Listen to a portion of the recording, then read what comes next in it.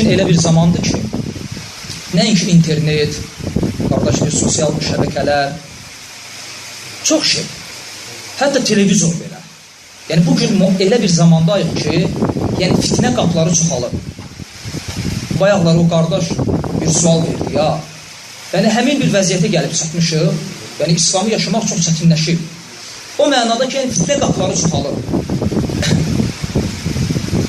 Məsələn, elə bir kişi var, yəni o kişiyə gedibsən ki, məsələn, filan xislətdə, sifətdə olan insanlar, sən o insanları öz evə salarsan, öz əhlivi yalda, heç vaxt. Yəni, deyər ki, o cür mənfur insanları mən evə salmarım. Amma televizor vasitəsilə evində çoxdan girib, 24 saat. Halbuki razı deyilər reallıqda o cür insanların evinə girməyinə. Və şeyxlərdən biri deyir ki, kim krosunu alır, evinə qoyur və bu azadlığı, bu qapını evində açır, o əhlinə görə qiyamət gün cavab verəcək.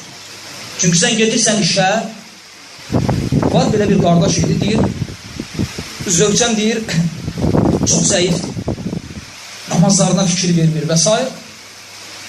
Qardaşı sual verirəm ki, qardaş, yəni dəvət eləmirsən, nəsiyyət eləmirsən, deyir, səhər çıxıram, axşam gəlirəm, yemək yiyəndə hər gün yarım saat, 40 dəqiqə söhbət edirəm.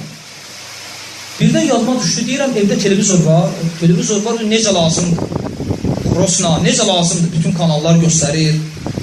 Deyirəm, dağıtla ki, yarım saat sən dəvət edirsən, 20 saat o, sənin dəvətin öldü, heç nə, apartullah, heç təsiri yoxdur. Və sonra da ortaya çıxır ki, zövcəsi bir dənə sənmə, bu olmayanda serial bıraxmırmış. Orada iman gedər də əldə. Hələ bu televizorun misalıdır. Qalmışdır ki, qardaş deyən, sosial şəbəkələr, internet və s. Bunlar müsibətdir. Hətta mən qardaşlar gördüm ki, elm tələb edən qardaşlar, bu bəlaya mübtala olublar və elm tələbələrindən, demək olar, elm tələbindən qalıblar. Və dəxli yoxdur, qardaşlar, orada sən nəyə baxırsan, nə istəyirsən. Bu önəmli deyil.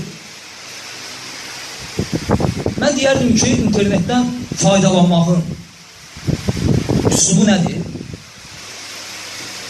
Elə bil ki, hərb meydanıdır. Hərb meydanda necədir?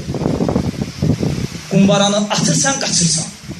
O da elədir. Açırsan, yazırsan və qaçırsan. Yəni nə? Açırsan, tutaq ki, e-maildir, sənə nəsə məktub gəlib, yazırsan və qaçırsan. Və təbii ki, özünü tərbiyələndirməlisən. Faydalar böyüdür. Özün öz nəfsini tərbiyələndirməsən, qıraqdan kimsə gəlib səni tərbiyələndirməyəcək. Tərbiyə nədir? Özün üçün qayda qoyur. Məsələn, həftədə filan günlər girəcəm. Və girəndə limit qoy, məsələn, 1 saatdan və ya yarım saatdan, 40 dəqiqədə nə isə artıq oturmayacaq. Sən bunu eləməsən, kimsə gəlib bunu sənin üçün eləməyəcək. Ona görə belə şeylərdə diqqətli olmaq lazımdır. Yəni, çox böyük fəsadları var. Dəhşət dərəcədə böyük fəsadları var. İxlasla.com saytı tərəfindən təqdim olundu.